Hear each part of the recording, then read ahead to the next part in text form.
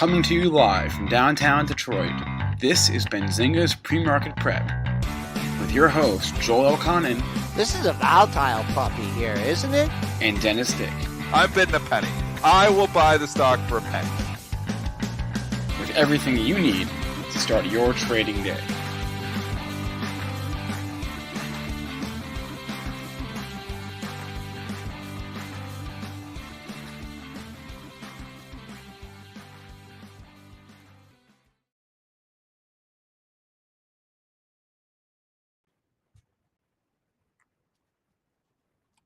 We hear you well, I can Mitch, hear you fine, but I've Mitch. got the YouTube going too, and I don't hear you on YouTube either. So the intro was heard. I can hear me. No. Mitch, you're the only one they don't hear. All right, how are we doing now? Mitch, I believe they hear me. I believe they hear Joel. I believe they don't hear Mitch for some reason. All right, that should be fixed now. Let's check if they hear me. I think we're good. Mitch, they hear me? Yeah, good. Everybody's good. I'm sorry about that, guys. Now. Good. Thank you, chat. Yeah, you're a lot the going heroes. on. Normally, I'm in the day. back, and that's what happens here. Is that I'm controlling everything. Got like 6 different windows open here. Let's go ahead. Let's jump right into the overnight action here. Joel, go ahead up, share those charts. Let's get those up. Let's see what we saw in the overnight action here. Yeah. We got a lot to talk about today. Good morning, everybody. We're down 28.5 handles, 42, 66, 75. Resistance, well defined. Support, I'll have to take some tips from you guys. We can talk about that in a little bit. Crude up $1.66 at 109.47. Gold perking up $31 at this is called 1900. Silver back in the 23 handle just by a few pennies, up 64 cents, 2304. Bitcoin just does not want to give up that 37.7 level. Nice pop yesterday, down 370 on the session at 39.520. And Ethereum futures, they're in the red by just a tad, 31.50 at 29.26.50. All right, Triple D, where do you want to start here? I know I can't take credit for the rally. I don't know if you can take credit for the rally, but we rallied. That's it. CNBC is sure taking credit for the rally, though. So they're calling it the Leisman rally. They had to mention it every 10 minutes on CNBC to the point of how nauseating it was. I mean, is it the CNBC rally? Mitch, you can dive into these details if you want to, but we can just tell them what happened yesterday. Leisman asked a question to Jerome Powell saying it's 75 basis points. So you guys like thinking about that? And Powell said, no, we are not considering 75 basis points at this time. And then we blasted off 130 S&P handles in the next hour. It shows how much this market just ripping on algos, man, and dumb ones to boot. But Mitch, you thought there was more details, devil in the details when you dig into the Fed. Talk about what you found as well. Yeah, well, yesterday we got 2 press releases from the Fed. Really, the first one was the meeting. The second one was how they were going to approach selling off of the assets. I've talked about this, and I think it's the focus of the market. Every time I've seen the market take a big dip, it was with comments either with Brainerd or was it in the January minutes that came from December that first mention of the selling off of the assets. Then in April, we got from March's minutes that the Fed would start getting rid of those bonds in the tune of $95 billion a month, those bonds being the Treasury securities. Yesterday, released in the press release, it clearly states that for Treasury securities, the cap would initially be set at $30 billion per month, and then after 3 months would increase to $60 billion per month. And nowhere in the press release does it ever even get to mentioning the tune of $95 billion a month. I think this is where, at least if you look simply at the facts and the press releases, this is what's changed from yesterday and what we got. What's changed overall is not as hawkish. I mean, to what you're saying and your research, good due diligence there, Mitch, to the Leisman question, where some people were considering that the Fed might actually go 75 at the next meeting, and they're saying they're not even considering it at this time. So multiple things saying, hey, This Fed isn't as hawkish as we thought they were 5 minutes ago, and that's why when you look and you're asking at the press conference, I do believe the Leisman question had a lot to do with the rally as well, because this is what we're in. We're in the simplistic market. The market has become so simplistic, mainly because it's so algorithmic driven. Everybody thinks there's really complex algorithms driving everything, and there's some complex algorithms out there, but it's probably the simple ones that drive price. Where we see an earnings report, it's a miss, they hit the stock. We see, we get a question 75 instead of, or 50 instead of 75, and they rip them higher on it because it took off during that question as well. So I think it was the CNBC Leisman question that kick-started us. But, you get down there in the details, and the bottom line is maybe the Fed isn't as hawkish as we thought they were yesterday. And that's why there's a repricing of risk here all of a sudden. I'm going to go back to my original thesis, though, and say we need some data. We need to see inflation slowing down before I feel like jumping in all in on this market. Yep. Yeah, I'm gonna hop in here because I don't want to say like I'm disappointed that the market rallied, because I'm happy, just like long term, holdings, and we got off the low, but like I'm kind of disappointed at the reason that it rallied, or the supposed reason that it rallied. I was hoping to hear something there like, we're seeing supply chains issues abate, or a little bit of a hint at the CPI number that's coming up. There's no way in 1,000 years that I would have thought that, that comment would have been what instigated the rally, and it did. So you just have to live with the facts. I think if you just boil it down to, I mean, we're just, this market is so not out of the woods by any stretch of the imagination. We could be, down what happened last week and the Monday low, and we can get all excited about this rally, but we still have a lot of issues to deal with, a lot of things going on. And Yeah. I think the charts are telling you that. And where it stopped at, it stopped where it stopped yesterday, right? And now you're looking at a potential, quad top in the market. We stalled out last week. The spiders got right there. So to me, you can see that's a clear line in the sand to me. If this is as good a move as it's gonna be, and we're out of the woods, then this market's gonna clear 4,300 today or tomorrow, and it's gonna keep on going. If not, then we got a lot of work to do on, not a lot of work, but we got some work to do on the downside. I know where I want to sell this market today. It's hard for me to find a place where I could like buy it on low risk.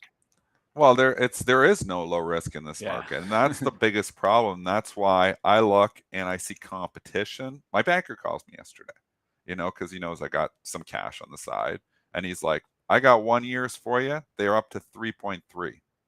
Like that's a special rate or whatever. It's not gonna be the posted rate, but 3.3 on a 1 year, like equivalent to T-bill GIC, government secured, 1 year 3.3. That's competition for the market. We were getting on 1 year GICs. A year ago, we were getting like 0.8, not even 1%.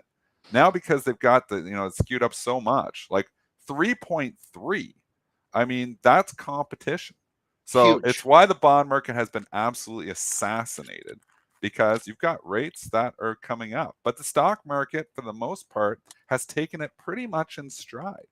So, I mean, you still analyze here. I do think if we were rallying off of inflation data that showed that we were slowing, I'd be a lot more confident in the rally than we were rallying because Steve Leisman asked a question. So I would agree. I think it's a stupid rally. I think it was done by dumb algorithms. Does that mean I'm necessarily selling it? No, because I'm just sitting. I've been the same thing, where I'm in my long-term account. I'm buying and selling every day. Don't kid yourself, and I'm net to, when you see moves like that, I'm going to be shorting my trading account. But I like to talk to you guys more from a swing trading longer-term perspective, because obviously you guys can participate in that a lot easier. And from a long-term perspective, I'm still sitting at 50%, like 48% cash, because there's just so much risk. And I want to go risk reward. And when I see this much risk, and it's up there, when the VIX is as high, and you got stocks that fall 30% on an earnings report, there is just a hell of a lot of risk out there. So I know everybody's just excited to make money. That's what this is about, making money. But it's more about risk return. That is what life is about, risk return. And Joel, to your point, there's so much risk, man. What if the CPI data is hot still? We don't have that number. I told you, I think it could come in a little bit light, like maybe slightly below what the expectations are. But I don't know if it's going to be this quarter or next quarter. I know what the Fed is doing is going to work. It's going to equal demand destruction. We are going to see less, we're going to see some of these earnings reports that aren't great, which we're already seeing now. But going forward, I'm concerned about it. There's just a lot of things to worry about. So, I mean, if you're all in, you're confident, you're all in. But I'm comfy right now having some cash because this is just the market has too much risk for me right now. Well, green lights on, guys, for me at least. I'll tell you guys, I'm feeling a little bit more bullish. I'm in the bullish sense today. Well, stop though, Mitch. You were bearish 2 days ago, so why bullish now? What happens this is the equivalent of chasing. This is something I do. One of the things is being flexible. I don't sure. agree with trying to always, like, let's say, jump in right now. I'll be looking for hourly pullbacks to hold. So that's my biggest chart. I like that as the focus today. I'm going to be looking for stocks like, let's say, NVIDIA is on my radar today. Tech stocks are going to be on my radar. And one of the biggest things that I want to see is I just want to see a little bit of a pullback at the open and then a good rally into the market. I think the pullback is kind of needed because you already rallied, right? So I don't want to jump into the move. But I do think that sentiment changed yesterday. And with that being said, I'm going to be a trader. I'm going to use some lows to, count my risk, but I'm going to take some shots today. We'll see what happens. Well, you can take shots on everything. And maybe you do buy this pullback. Maybe, we're getting a dip. We naturally are selling rips and buying dips. We're getting a 24-point dip. They're already doing that to a certain extent here off the TWLO report last night. TWLO report, they hammered this stock. And let's go to the TWLO earnings, Mitch, there. You can bring up the stock, Joel. But they absolutely hammered the stock last night. And you've got to be, as a trader, I was biased to buy the pullback last night. I didn't pull the trigger because for simplistic reasons, it's too much babysitting. But and it's a lot of risk. But when it went under 100, I was like, this is the kind of stock that we just got this rip roaring rally, and now they're hitting this thing this hard. They're probably coming and buy this dip. I didn't think they were going to take a positive 10 minutes later. It went down to 95 and then rallied to 130. I mean, these moves are just crazy. That's why, from risk reward perspective, there's a lot of risk in everything right now. But you've got to look, okay, we've got new information. There's FOMO built back in here now. So buy the dip mentality is going to be there. So as a trader, I have my buy the dip hat on today. Absolutely. As an investor, I'm not coming off that 48, 50% cash yet. So big difference between trading and investing. Yeah, so Twilio's earnings here reported a break-even quarter per share versus the Zacks consensus loss of 23 cents.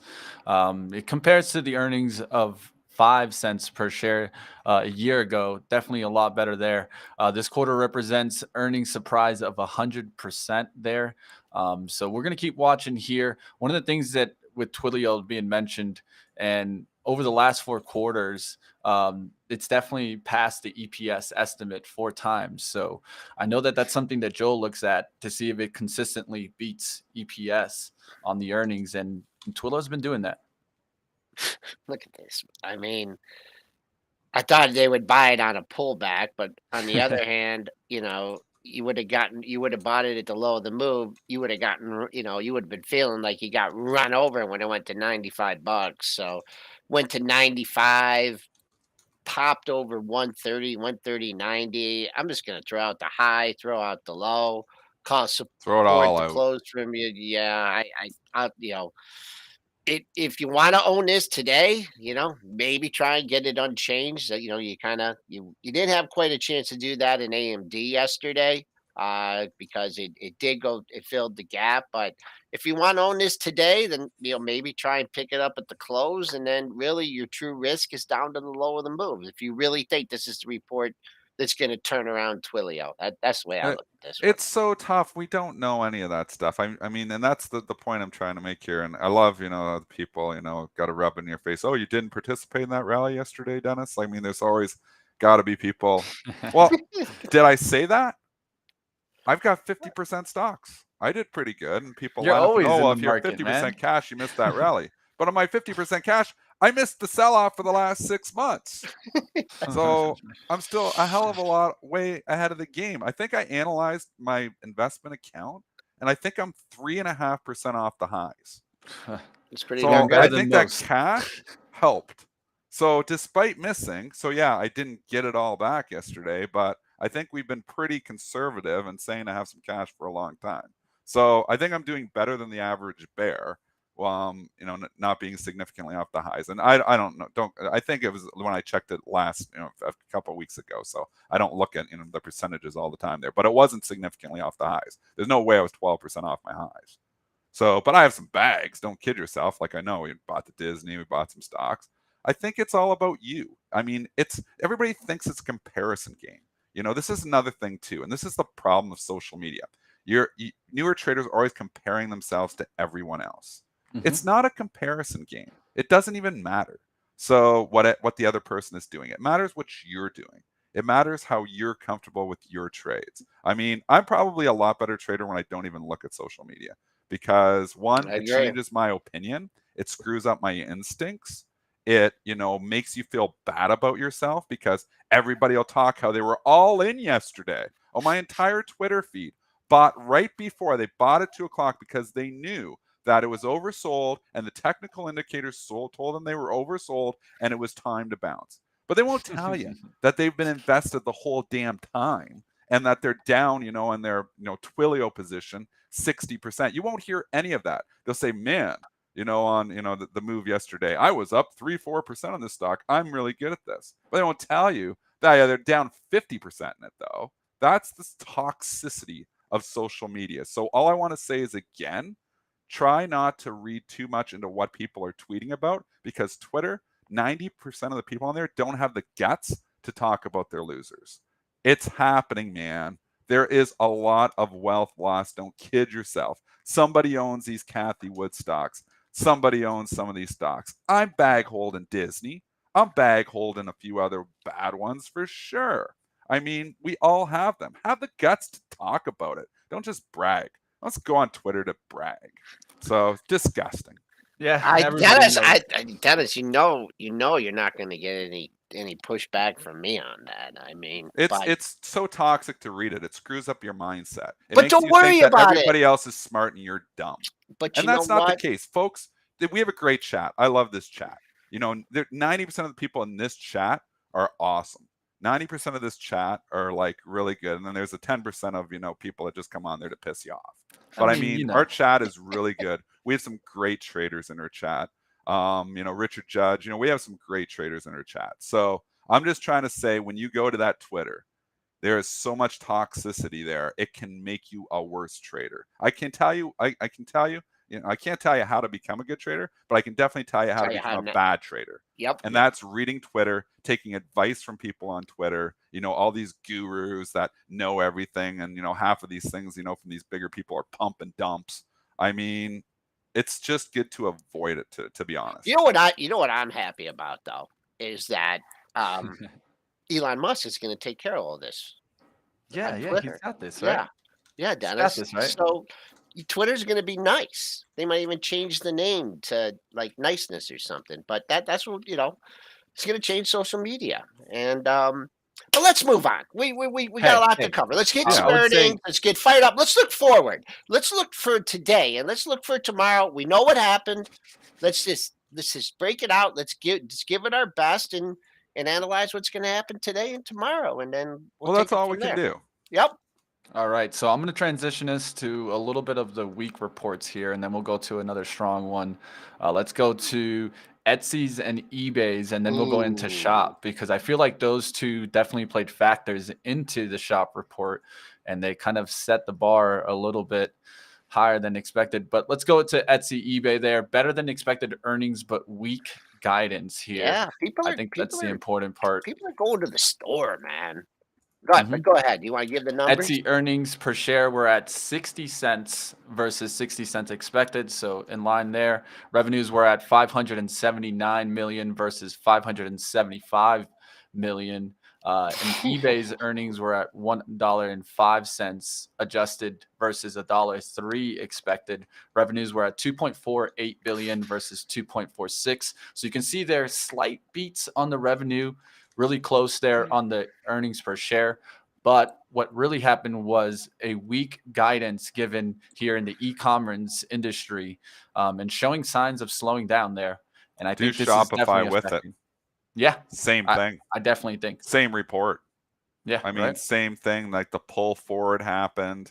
People going out and doing real things now, going on real trips, flying real places, going to like Disney World, which I think is going to show up in the numbers this quarter. I mean, people want to get out there and do real things, not shop online, not get their online business going where as much. You know, there was a pull forward there. Do I still believe in Shopify and Etsy as businesses? For sure. But there was a huge pull forward there, and that's coming off now. And that's why you're seeing these stocks come down to reasonable, not at reasonable valuations, but they're trying to get there. Both good companies, Etsy, Shopify, just ridiculous valuations, and that's coming in. So, Mitch, can you give us those Shopify numbers too, just so then Joel break down? Of course, right here in Shopify, non-GAAP EPS of 20 cents misses by 45 cents there.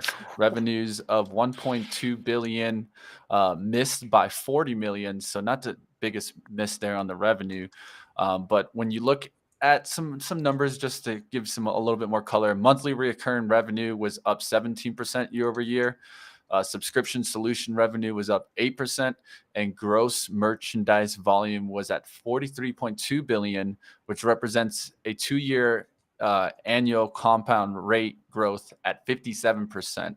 So I think the business is still growing a little bit, but at the moment right now, it seems like they just started slowing down. The question is, can they come back? And I mean, they've already given back what? I think what was the top of shop there? We got Geez, yeah, 750, almost 760 there. 758, 78. It was like is what I have. 1600.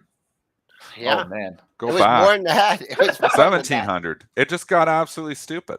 yeah. I mean, that was the whole problem. I sold it when it was at 600 because I thought it was stupid. Down Then I went to 1700. 75%. I mean, this is just where we're at. But if you think about just the logic behind Shopify specializes in getting small businesses online. They have a lot of other little businesses, but that's their main business. Get small businesses online. These small businesses have people coming into the stores right now. In a pandemic, it's like I have nobody in my store. I can't open my store. We were in lockdowns in Ontario for felt like ever. I mean, and obviously it's a Canadian company. I mean, they've got to sell stuff. I'm like, I got to get online. I got to start selling stuff online because nobody's coming to my physical store. The pull forward would have been crazy. That's all coming off because we're back to normal, at least in North America. We're back to normal. So when you think about it, it makes sense that the numbers have got to come in. The expectations were just too high. So is there a point in time to buy Shopify? Yeah, but now I'm like, I got to reevaluate again because I was evaluating it on, some numbers that I thought were high already. And now the numbers are coming lower and they're telling me the next quarter is going to suck too. So they're giving you the only reason this thing would rally is maybe there's people who FOMO'd yesterday and they're FOMOing now and they missed it yesterday. And maybe they need to just buy stocks on pullbacks, and here's a pullback for you. But this other things being equal, quarter is terrible for both Etsy and Shopify. Businesses, it's not as good as everybody dreamed it was going to be. And I think it's a dose of reality. It's a reality check for all these companies. One of the things, we'll definitely check out the relationship probably with Amazon, but I do want to mention they also made an acquisition.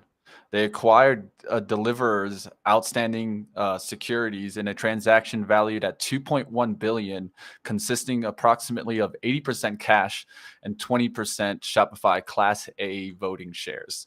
So just to add some color also there on Shop. All right, we just ripped through a lot of stocks there. We had a few stops, did we? So we can go Shop. What was the Etsy, first one? and eBay. Okay. So we can do there was one stuck out to me. All right, so this one, I'm sorry because I want to tell you, help you for basically today. shop at Etsy, same charts. What I was saying. Yeah. Etsy, same. Etsy gave you a shot at a good level. I don't know if you're going to get a shot again, but look at big 3-day rally, low of the move, 90.63 from Monday.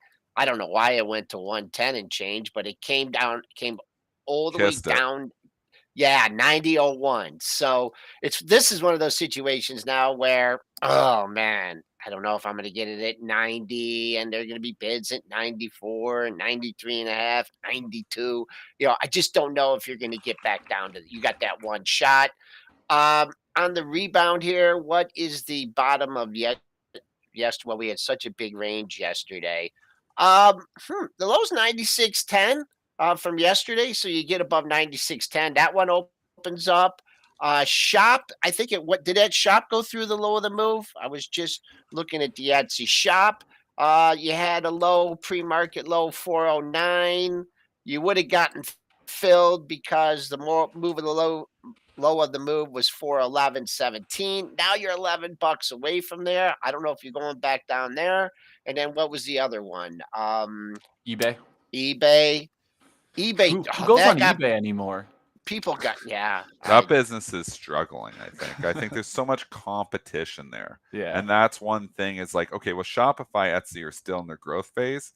eBay's in more of a maturity phase. So obviously valuation's not crazy at all, but to your point, Mitch. I mean, I used to go on eBay all the time. There's just so many other places you can go to buy stuff. competition. Yeah, competition's intense for them. $50, man. This ain't better hold $50. So That's it's huge 50. level. Yeah, it doesn't Huge look level. good. Huge Doesn't look level. good. I mean, it doesn't look like people are anxious to pay more than 50 right here. What was your February? This is the day the market bottomed too. I mean, a little cautious 49.53, low of the move 50, but man, when stocks hang out near the low of the move like that, better hold. That's what I'm looking at in eBay. And it kind of broke out yesterday over 54. So you got a lot of people scratching their head now, like, oh, I thought I was going to 56. Nope. We're back down at the low of the move. All right, let's transition to some more earnings reports. Of course, there's so much to talk about today. Don't think we'll be able to touch It's everything. like 400 or something, or 500 stocks reported Yeah, today. it's Between insane. But the pre-market and like tonight, like it's crazy. yeah, it's ridiculous. And there's more tonight. Yeah, we'll get into those tonight. Let's get into now bookings, earnings report. They're actually up significant amount here. Big beats on revenue and adjusted EBITDA for the first quarter. The EPS was at $3.90. May not be comparable to the $1.18 expected. I'm pretty sure there's an adjustment there that wasn't done there. Revenue at $2.7 billion, up 136% year over year, and beat by 170 million of the estimate there. Rooms night booked in the first quarter of 2022 increased 100% from the prior year quarter. So year over year, 100% increase. And adjusted EBITDA for the first quarter of 2022 was at 310 million compared to an adjusted EBITDA loss of 195 million in the prior year's quarter. People doing real things, going real places, going like reopening. I mean, you could have came into this earnings season with that theme in your head and probably been killing it. Yeah. And that's what we're seeing. The theme still holds, but the market can't figure it out because the market is epically stupid. Say that again to yourself. The market is dumb. It is. What? It's There's all no logic? just stupidity. It's nobody can think outside the box. We were talking about this 4 days ago. What did we say? These travel stocks might report some pretty good quarters. We said it on this show. Here's Booking, the biggest travel stock of them all, reports a good quarter. Just got to think and go through it. In your head, say, hey, people are going out and doing more things. That means probably better for Booking, probably better for, these travel hotel stocks, probably not as good for stuff that's, going to be at home, sitting at home like your Etsy's and shopping online. So there you go. I mean, the theme continues to pay the bills. So knowing what is, actually happening out there, just opening your eyes and looking what is happening in the real world is a good tell into the markets. But the market can't look that deep. There's no get out there and see it. The market just headlines everything. And that's algorithms. And the market has become stupid because the algorithms control it all, and they're all simplistic. Buy, beat, buy equals buy. Miss equals sell. And that's it. That's it. So if you can predict or have a good feeling that Booking might beat in an earnings season that a lot of companies are beating, you just made yourself some pretty good money. And this one, I'll leave it to you experts on this one. It hit 2,000 yesterday in the intraday session, and it hit 2,400 over that in the pre-market. So I mean, buyer at 2,000, seller at 2,400. I mean, in between there, I have absolutely no idea. I mean, this is a high price stock, but like the two highs over 2,400 couldn't fill the gap. Now you're pulling back. 1,800 shares have traded. That's for someone else. I'm not touching this one. And again, now does that mean I'm coming in and buying it now? Though the event already happened. No the event way. already happened. So we're not saying, oh, now let's go and buy booking. That's the simplistic algorithms that are paying the bills to somebody who actually thought outside the box and got long booking ahead of the report. I don't like going stocks long ahead of the reports, but there was some money sitting there on some of these stocks just from using basic logic. All right, I'm a buyer at the top of yesterday's range. Yeah. I'd go out there. The top of yesterday's range was 2109.61. I'd throw a 2110 bid out there because I wouldn't want to miss it if it filled the gap. But of course, I'm being sarcastic. One of the things that I would say is that you remember Expedia got hit hard, so maybe they come back a little bit with this booking report. But just to keep a relationship in mind, we'll see what happened with that one after a big hit. Yeah, Expedia didn't follow that script though. Triple D, huh? That's Airbnb did though, and it's not going to be. And here again, it's not 100%. Exactly. I wish something worked 100% of the time. If my strategies or my calls worked 100% of the time, I would have more money than Elon Musk. But they don't. They don't. Nothing works 100% of the time. I wish I could be right 100% of the time. But if I'm right 52% of the time, I'm like a casino, and that's an edge. Yep. That's all you need to do is be right a little bit more than you're wrong. Or you can even be wrong more than you're right, but your winner's got to be bigger than your losers. I'll tell you where an edge does matter, especially when you're going to the casinos. Let's talk a little bit about PENN here. What's going on with PENN? I'm actually interested in here. Earnings, there you go. Q1 EPS at 29 cents, missing a 43-cent estimate. Sales of 1.56 billion beat the 1.53 billion estimate, and it raises the fiscal year 2022 guidance from 6.7 billion to 6.39 billion, and it was originally at 6.15 to 6.55 billion. The estimate was for the year at 6.31. So there you guys have it, raising it up there to a high of 6.55 versus the estimate originally at 6.31. My wife is the bag holder on PENN, her long-term account, which I bought the stock for her. Blame it on the wife. At like $65 or $68, and then the Portnoy stuff happened, which I don't even remember what it was now with that girl or whatever it was. Yeah, that's which was all he ridiculous. Destroyed the whole gambling market with that scandal. Yeah, really. Oh yeah, it wouldn't have went down. If I sold half of it. I sold half of it at like a 5-point loss, and then I had her bag hold the entire other half. Which, here you go. I got some losers there too. So I'll say it's my wife's account. I think it is her RSP account. But I'm still the bag holder, or she's the bag holder. And Laura, do I have Laura's number here? Right? Someone call Laura. Yeah, good thing she doesn't listen to the show, man. You'd be like, she's like, why do I have all the losers? I have all the winners. I know we got Jeremy coming on here, and I know I've been a Debbie Downer on these stocks. Do got the Kentucky Derby. I'm almost done with my Kentucky Derby article, but we'll talk about that tomorrow. This way, let's not look left because we missed the supported 36. That's where the big boys were lining up, right? But look at all these three tops here at 39, right? Look at this, yesterday's high. So this one, you're opening into resistance, but it's one of these charts where, if you could get bid here at 39, and not even leak into the lower 38 handle, get bid 39, then I kind of like this. Maybe, a short-term trade up to 40. But it's important, it's opening right into the teeth of resistance. And if you can, those days where it just like holds the prior day's high, and we've seen this a lot of times. So, I like to set up here in that one, DKNG. it's getting a little lift off that. I'd say you get 16. I'll put it's not as good as the 39 in PENN, but see what happens above 16 in DKNG. We got Jeremy. Did they close the DKNG GNOG? Must have closed, eh? They finally closed today. I don't see Let me check GNOG here. for the first day, and I'm disappointed because I traded that risk arb for a long time. I should have actually known. Yeah, I completed this morning. Yep. No more George has to- GNOG. I lose another risk arb play. No more. Yeah.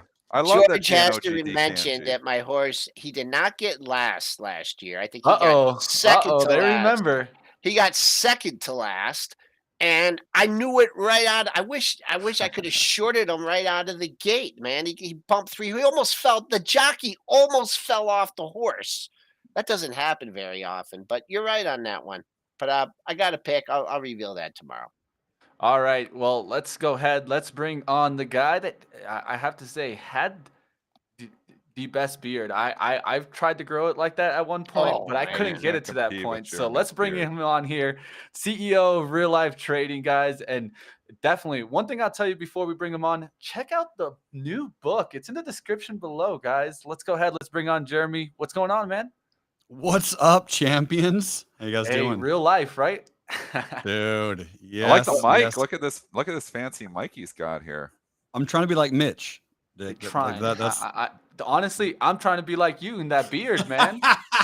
I'm getting there, but But he's I trimmed like- it up a bit. I Jeremy's like it trimmed much it up better, a bit. He's looking Jeremy. cleaner Yeah, today. Like I mean, not so I much approve. Grizzly Adams series. Yeah. Like he's got- Yeah. look, I he's got started more- beard to getting- look good. people were giving me like money as I walked down the street. And I was like, okay, I gotta trim this thing. You That's know? a, I that gotta was, trim it. that's a good edge, though. That beard was the total edge there, Jeremy. Walk down the street, you're getting paid, man. Right? Man, I should grow a beard.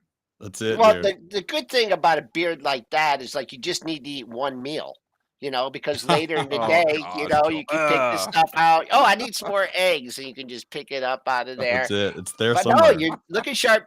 Jeremy Newsom, if you guys don't know him, longtime guest on the show, longtime fan. Likes to in the market. He's pretty. I mean, I've seen him super bullish, super bearish, and I mentioned the bear crawl that you did a Thanks, while man. ago. Yeah. You get the family out there. Yeah. You called for the 4,100. We got under there a little bit. Just go fundamental here for a second here. I mean, we had a nice rally yesterday, but is it anything to get excited about? What I'm watching, man, the long-term levels on weekly charts is what I'm keeping my eyes on right now. And I know Mitch kind of mentioned this as well on NVIDIA, but the 4,100 target did hit on my short for futures on the E-minis, on the SPOOs, as my boy Joel calls them. And that was essentially the 100 SMA, the 100 simple moving average on the weekly chart. That was really the spot that I was keeping a close eye on, which is right now, I think 40.35, give or take. But I mean, NVIDIA hit that to the penny, bounced pretty nicely. AMD is kind of hovering around that right now after a pretty decent earnings. Those are the levels I'm watching for, man. The weekly charts right now is I'm really keeping a big eye on long-term moving averages, long-term simple arrangements, because if we take those out, man, it's going to get rough.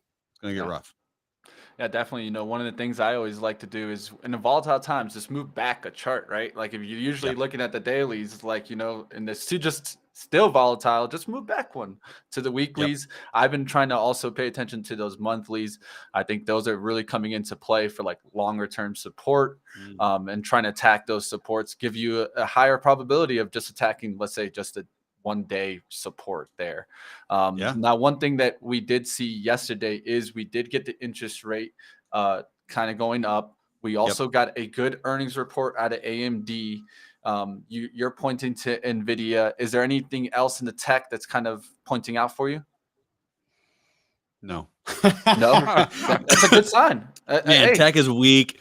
Tech Tech is is weak. so weak. I love what Dennis mentioned earlier about hey, sit down and think a little bit, right? There's a very popular book, Think and Grow Rich. Most people don't do the very first part, where when you're talking about, okay, everyone's traveling now, right? Airlines going to have good earnings, so they had a good run up, and then Booking Holdings is going a little bit higher. Airbnb did okay, and Expedia, right? That one didn't work, but again, 100% of the time, nothing works 100% of the time. 52%, that's it.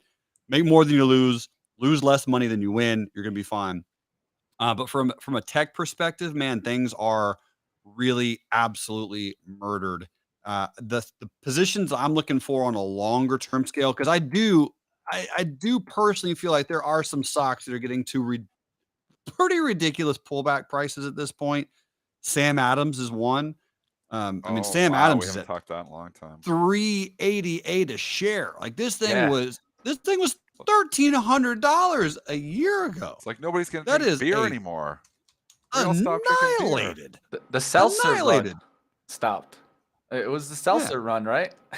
Yeah. So it's like, all right, am I going to start picking up some shares down here? Yeah. I mean, even if it's 1 or 2 a week, I think Sam Adams is one I'm starting to keep a close eye on. Scott's Miracle Grow, SMG, which is kind of like I an thought of that one alternative. too. Yeah, a little bit of a weed play, if you will. Yeah. But I mean, a dividend paying stock that just got absolutely slaughtered. Yeah. This one's down huge. I have So, that looking at actually picking up- on my list, Scott's Miracle Grow, that on somewhere on Yeah, this nice, pullback man. for the long-term portfolio in a logical spot where Same. it bounced was $100. I mean, Yeah, Thursday. now you got to be buying dips on a stock like that. So I'm with you, Jeremy. Yeah. we got So another tech, chance on I'm still Tuesday. exactly. I'm shying away from it a little bit because there's some downside positions left. I mean, like Netflix is getting just reamed, but I think it could go lower. So Square, PayPal. If I'm buying these tech stocks that are down a lot, which I am, but very, very small size. Like I bought 4 shares of Square yesterday. So we're talking like Oh, you're teeny. really nibbling. I mean, just That's- tiptoeing in I because they're love it. getting just crushed. I love the approach. You know, one of the things is I've been talking about it, right? And trying to not take that full swing into your position, especially and when you're trying to call those bottoms, because it's an easy way to just take a level and then stop out. Sure. And so I like the approach. When you're saying Square 4 shares there, what would that be? Like maybe what are we looking at? Not even a tenth of the position you were to think about. Well, probably even less than that. but- Less than that. Less right? than that. Yeah, exactly. So- I definitely want some big positions on. Well, I guess I keep calling it Square. Worst name change in Block. history. Block. Isn't it the worst name? I actually came out on the show that day. Lego and the stock was block. $190 a share. And they changed the name, and I was like, sell it just because it's the stupidest name change ever. That would have Thank you. paid, Good call. actually. But Good what call. the heck? Why do these companies want to change their name? Google, everybody still calls it Google, but it's Alphabet. You know, Square to Block, Facebook to Meta. Why mess with a good thing, man? Maybe in Facebook's cases because Facebook was old, but I mean, Another Square had it terrible name going change. on to Block. This is horrible. Horrible. Absolutely deplorable. Yeah. Deplorable. So yeah, I'm buying them small size on the tech stocks, but the stocks that I am looking at buying larger positions on are the ones that are down horrendous that no one's really talking about that are still strong companies. Adobe, right? I mean, Adobe's down That's a almost good one. 50%. It's at the Yeah. 200 simple on a weekly chart. Everyone in the world uses Adobe. We all know how they make money. That's a good one. It's nice little hovering off of 400. So it's holding the 200 simple. This is a good risk level, right? Because if we do take out this price around this 400-ish range, I can buy some puts, right? I can start hedging with options on the downside. These are some of the positions that I like. What about China? China, I'm still shying away from, man. I have 212 shares of Alibaba, and I am still down on those and can't figure out what to do with it. Bag hold in Alibaba. That's okay. We got to bag hold something. Yeah, got to bag hold something. Alibaba's You the one got I'm to bag holding. participate in the bag. You don't have a bag in this I market. gotta have at least. I gotta be Santa Claus. I gotta get some Right? bags. Gotta have something. Hey, Yeah, what about the coal? Coal, You know, Santa brings coal. coal, baby. Man, he does. He can. I'm getting some coal on this one for sure. So yeah, I mean, Baba, like, we'll see if it does anything interesting. I'm not going to sell it. I mean, I'll just hold it out for a while. Valuation is Yeah, dirt cheap. I mean, if there's Dirt any cheap. stock, you know, you want to own there, maybe Baidu, maybe Baba, maybe JD. I don't have the guts to get down and dirty in China either. Part of me thinks I should because I think this too shall pass. And these are some really good companies at some really reasonable and sometimes just, in the case of Alibaba, cheap valuations. But so I don't know. I had Baba in my long-term portfolio for 5 years. I finally bowed out of it at 147. So I could come in here at 98, but I don't know. I don't know if I lot can of stomach unknowns. it. Yeah. Jeremy, what about? I mean, we've talked some technicals here, and we've talked some fundamental. Well, we really haven't talked the fundamentals that much. I mean, we're not talking about inflation here. We're not talking about interest rates. Like, where do you, where are you fitting in on the Fed? What are your expectations, or you just try and just put the blinkers on and just stick with your technical analysis? Because that right now, that's been the focus of the market. How do you approach it? Joel, my retirement plan is to wait for your Kentucky Derby article and just go all in. So why worry about interest rates when you have Joel Elconin's Derby pick? No, man. There you go. The way I normally approach that is I do put my blinders on and I'm like, listen, I'm too stupid to understand the Fed rates. I don't know what they're going to do. They don't know what they're going to do. No one knows what they're going to do. They need to increase them. We all know that. Like, that's coming. Like, it's irrelevant. They're going to have to go higher. And how the market's going to digest it. Well, I mean, inflation is a real thing right now. We can see that across the board. We can see the prices are massively impacted. And that's why, again, a lot of these companies that had these crazy, crazy high valuations are just getting toasted. But for me, man, it's going to be just a technical play with risk reward, right? I'm at this stage trying to lose less than $5,000 when I take a trade. And if I win on a trade, I'm going to try my best to win more than $5,000 and just try to make somewhere between 10 and 12% a month ish if I'm lucky, right? That's the goal. It did not happen in April at all. I think I made 2.5% in April, but Still a good month considering the market was down 10. yeah. A little outperformance. They're 12.5 outperformance. Not bad, double R. Thanks, man. Thanks, Hey, bro. But it's a lot of quick in and outs like you. Quick. Talk about this algorithmic trading you got going on. Yeah, 'cause I see yeah, you tweeting about it, and this sounds Yeah, cool. dude. And you've got it's going long, it's going short, it's doing everything without you, and it seems to be making some money. It's doing pretty well right now. It is. It's doing quite well. So how'd you like come up with this? Like, you don't have to give the secret sauce, but no worries. yeah. I wouldn't call it directly like algorithmic trading. I mean, a lot of people throw in that term for buzzwords. It is more of a trading tool that's software based, so it's an API plugin. Okay. So essentially, what it's doing is it connects directly to my broker, and it has signals from charting softwares that fire into an API and then actually take the trade inside the broker. And so what's happening right now is it focuses on just strategies on a group of stocks, a select group of stocks. And so whatever these stocks do, so those stocks are, Twilio, Mongo Database, EXPI, Fuel Cell, to name a few that are just really volatile and have really nice average ranges. And it just fires off a signal. So if one goes long, it buys, right? And if the signal goes short, it shorts.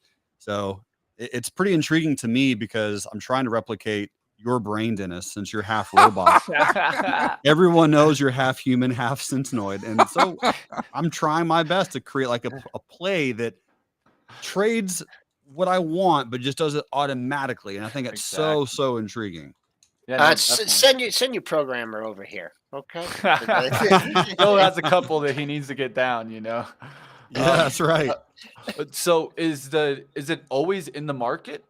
Yeah, always in the market. It's wanted to never know in that. cash. It's either long or short. And it doesn't matter. Like that. What's amazing to me is it fires off regardless of what's happening. So yesterday, even though I did not want to be long mentally, I was like, well, I'm kind of scared about this. The algorithm did its thing. It went long on some positions and it's holding them right now, which is cool. I do think we have a pullback today, though, to answer your guys' question. You're like, Algo, I don't think you're right, but I'm going to let you do your thing. Yeah, exactly. Just sit back and let it kind of work out. Yeah. Yeah, the old optimization trick, right? Yeah. Just two things before we let you go. I know you've been a long time bull on Bitcoin here. It just doesn't seem to be the Bitcoin that it used to be, more of a trading range vehicle. Have you any thoughts? This 40K here, trading range vehicle, or is this? Are we going to 100K? Are we going to 30K? What's your take on Bitcoin? Good question, man. We'll hit 100 before we hit 30, in my opinion. But overall, Bitcoin's actually performed better than 85% of tech stocks. It has. It's held up well. I'm going to It's give held it up very well. Give it some Bitcoin grace. a lot of heat on this show. I give Bitcoin Which a is lot fair. of heat. And I'll tell you, and I still have a little piece of Bitcoin just in case I'm Let's wrong, hear it, but- Dennis. Come on, baby. Come on. But But I'll tell you, it has held up very well with the wreck that the Kathy stocks have taken, the wreck that some of the NASDAQ stocks have taken. Bitcoin's held on. I keep thinking it's coming. I keep thinking this is coming, but it's not coming. Yeah. So, I mean, at a certain point in time, if it doesn't sell off when the market's going down, what's it going to do when the market rallies? It's probably going to rally. So, I mean, it's tough to stay bearish something that's not selling off. So I think I'm just going a neutral stance on it, where I still own a little piece in the long-term portfolio. But I mean, it's held up well.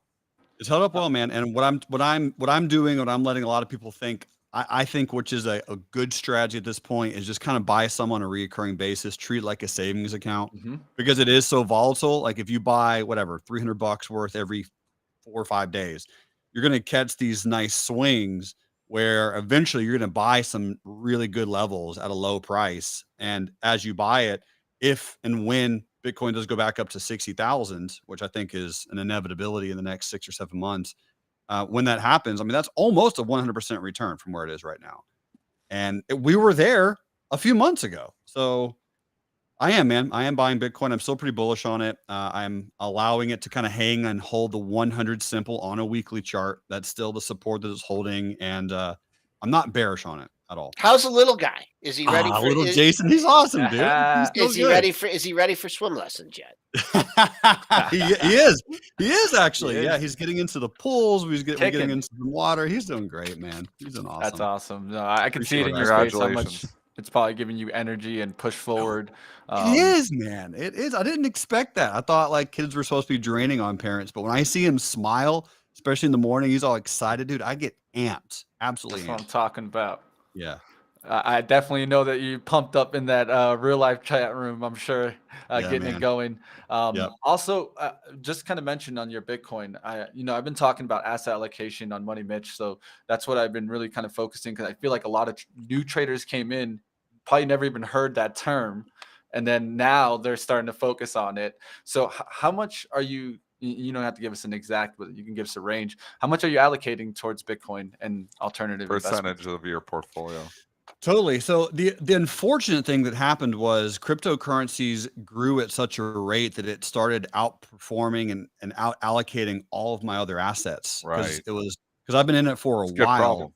It was a good problem to have. And it started to exceed 80% of my liquid net worth was in cryptocurrencies. Wow. Because it was accidental, Dennis. Like I didn't want it to happen. Right. But 30% of my net worth was in Bitcoin and cryptocurrencies 3 years ago. And it just kind of kept going up. And so I haven't sold a lot. So so you're still sitting at 70 or 80% of your money. 73% of my liquid net worth is in crypto right now. Holy, that's confidence. Yeah. That shows it. I mean, I could be an idiot. Like, I don't know. We'll see. But I'm just going to kind of keep holding it. I think it's I think it's intriguing. I agree with Dennis that the technicals can look very scary at times, but the volatility is my friend. If you know how to read a chart, you know how to read its heart. And for me, I'm all about the technicals. I know that I can risk off if I need to, but I'm just staying confident, man. You're like Joe Pompliano. Pomp there. He's got like 99% of his net worth in Bitcoin. Everybody's like, sell some Bitcoin, man. I know you're Pomp Jr. over there. Good job. I mean, it's been unbelievable performer for the last 5-6 years. So I know you've been in that for a while. So yeah. All right. And before I let you go, definitely give a little shout out to your book, A Stock Market Journey. Make sure young adults win in real life. Can we see it? Yeah, man. Thank you. So this book is targeted for anyone who's 8 to 15 or 16 or so, somewhere in that range. And it's a story. So it's not boring. It's a story that was stories. Good. Yeah, it's a story that was created for kids to kind of learn a little bit more about the stock market. And this is, I would say, one of the first stock market books designed for children specifically. That's awesome. So if you have kids, if you have kids, check it out. It's worth a purchase. It's worth them to read it out. Because am I saying that if your kid reads this, they'll become a full-time trader? Probably not. But what will happen is they'll get new beliefs and new insights. And that's really all we want as parents is like, okay, new insights, new beliefs, what can that lead to? And that's what's exciting about this book. It's a really, really great book, great story, solid insights. Well, thank you, like always, for joining us, Jeremy. This Love you is guys. the CEO of Real Life Trading. Guys, check it out, reallifetrading.com. Love you guys. You're amazing. There. Next Killing time. life. All right, there. Let's go ahead. Let's start wrapping on up. There's still a lot of earnings that are going to be coming out tonight, guys. We can get into some of these charts. We'll touch a little bit. I'm sure we won't get through all of these. Square is but I'll at least probably the big mention one it. tonight. Yeah, Square is the one that block. Don't get it Oh twisted. gosh, I'm never gonna call it block, Mitch. I missed my window period for there. It's like Google. It's like Facebook. It will forever be known as Square to me. It's a stock that I kind of want to buy back in the long-term portfolio. I got the FOMO going. I don't want to miss the run in Square, but then you look and you think maybe the bar is low, but you got the ESTY, you got the pull ahead, but then I got a small business. You're physically going into those stores using the Square, so I'm torn on this one, actually. Very torn. What should I do, chat? Should I rebuy some of my Square ahead of the report? I sold it at 125. I can get it Are you back going to here. sell it if it's a good report? I mean, you'd never do stuff based on I mean, if you want to buy it, buy a little bit, and and the Part of me report. wants to rebuy some because I don't want to miss it. So I got the FOMO going. What a move yesterday. Just going and looking at just the candle from yesterday. 93.65, and then boom, the Leisman rally 107. I mean, these are huge pent-up demand built into this market. You can just see when they get an inkling to, hey, this Fed maybe not be as hawkish. They can't stop buying stocks. I think they could buy this pullback here, but again, it's all about the report. And I don't want to be bag holding something that falls 20%. Square has the capabilities to fall 15-20% if it disappoints. But I don't know. I'm totally on the fence on this one. I kind of want to own it going in, but at the same time, I'm scared that I get like lifted or all these other verbs you could use, because there's been so many companies that have reported disappointing earnings and just been hit hard. Yeah, there's plenty that are going to be on radar today. They have been hit. SQ, let me see if I got anything there for you. Man, just such a big range. Man, I don't know, Dennis. It's such a wild bar yesterday. Yeah. Well, I mean, the technicals don't even matter, Joel, here, because we got a fundamental report coming. Yeah, I agree. Yeah, we got a fundamental report coming after the bell here that's going to dictate the move. So obviously, Square, we got DoorDash tonight. Is the bar low enough because Uber disappointed and Lyft disappointed? Does that lower the bar enough for DoorDash? But then you had the ridiculous rally in DoorDash and it went straight up. So I don't know. And the market that doesn't price in anything either. So yeah, you got a couple here that probably going to go against. I mean, we saw Uber kind of go up a little bit, Lyft get hit hard. What will happen to Dash is definitely going to be interesting here. I don't know if you can point one way, right? I mean, that's just obvious from the reports. Lucid also reporting tonight. I think that one's an important one that a lot of retail traders will be watching. I've been getting more commercials. I can at least tell you that much. I've been seeing more. What's the market cap on this thing now? That one's still going to be high, I betcha. I don't know how, there's just so many of these EV startup companies, and they're not all going to make it. So I guess you just got to pick the one that the one that you like, because it's going to be a couple winners, but they're all just ridiculous valuations. I mean, I don't know who's buying this at $50-$60, but what's the market cap? Do you have it in there, Mitch? My system's slow. I'm trying to bring it up to you. Yeah. All right, I'm going to wrap it up here. We just a slow leak here. We just don't have the off the hop here. We just don't have the momentum. Need Leisman to come back on and start talking to Powell again. Yeah. Just hanging at the pre-market low, 42.60 and a quarter. I wish I could give you a good support level underneath, but there's not. I mean, just $32 billion, Joel, is the current market cap on Lucid. Yep. 32 billion. Have they even made a car? Yeah, they made some. They made some. Some expensive ones, but they made them. Holy people, this is the one thing that nobody did in 2020 or 2021 for the most part, is look at the market caps and say, let's do a little comparative exercise. I mean, this is a market cap almost equivalent to Ford. It's Lucid. I like Fisker's 3.13 compared That's why I looked at. That's why I always like Fisker. Like, people say, why do you like Fisker? I guess Ford's 58 billion, but I like Fisker more just because I feel like, okay, a $3 billion, they're going to be making cars with Magna. I'm going to see them on the road here. It's coming. I mean, they have the deal. They're coming. And I'm like, okay, well, I have upside here. I mean, I've like you could see a world where Fisker could go to a 15 or 20 or $30 billion market. Like it's possible. I'm not saying it's going to happen. If for it to go up tenfold, Lucid's got to go to like 320 billion. It has to be another Tesla. They're not going to be another Tesla. All right, happy Cinco de Mayo, and also jobs number tomorrow. You folks will keep that on the radar, and I'll check in with you guys later on. Have a good day. All right, guys, 9 o'clock. I'll go ahead and start getting Dennis on out of here. I know he has a lot to look at. I'm pissing people off. There's going to be a lot of movement. I mean, with the Lucid thing, I agree with you, Dennis. One thing to mention on Fisker, their vehicles are coming out in November, so keep that on your radar. All right, I'll go ahead and let you get on out of here. Let's go ahead. We'll start wrapping on up. We'll get you guys over to live trading with Benzinga. We'll cover anything else that you guys want to cover there. I know that there's a lot to go through. Maybe we didn't touch everything today, but today we talked about Etsy, eBay, the Fed hike. We talked about some earnings, Shop. We didn't get into the Wayfair numbers. That fell about 8% in the pre-market. Worse than expected EBITDA. I can touch that on live trading. We'll talk a little bit about that. So stick with us right here. We're going to get you guys over to live trading now. Let's go ahead. I know Ryan will be waiting. And like always, guys, I'll see you next time right here on Pre-Market Prep.